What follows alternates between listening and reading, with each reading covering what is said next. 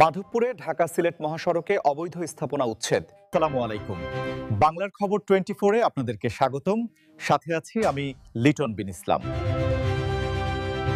মাধবপুরে ঢাকা সিলেট মহাসড়কে অবৈধ স্থাপনা উচ্ছেদ, ভিডিও চিত্রে দেখুন বিস্তারিত।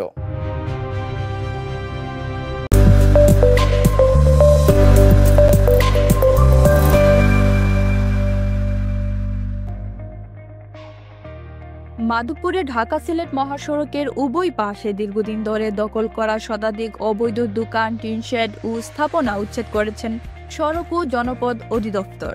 বৃহস্পতিবার সকাল থেকে সওজ পুলিশ ও সেনাবাহিনীর যৌথ অভিযানে এসব দোকান ভেঙে ফেলা হয়। উচ্ছেদ অভিযান পরিচালনা করেন সওজের নির্বাহী ম্যাজিস্ট্রেট আসফাক।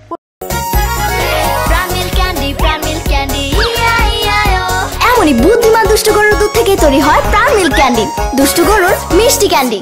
হক চৌধুরী, মাধবপুর থানার ওসি ও আর্মি ক্যাম্পের সদস্যরাও মাঠে ছিলেন। দীর্ঘদিন ধরে অবৈধ দোকানপাট ও ফুটপাত দখলের কারণে যানজট ও দুর্ঘটনার ঝুঁকি বেড়ে গিয়েছিল।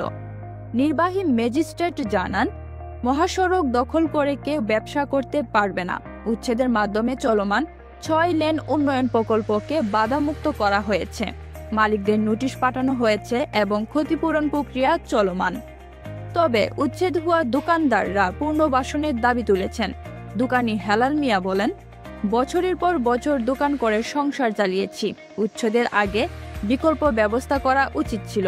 এখন আমরা দিশেহারা। স্থানীয়রা অভিযানের স্বাগত জানিয়েছেন।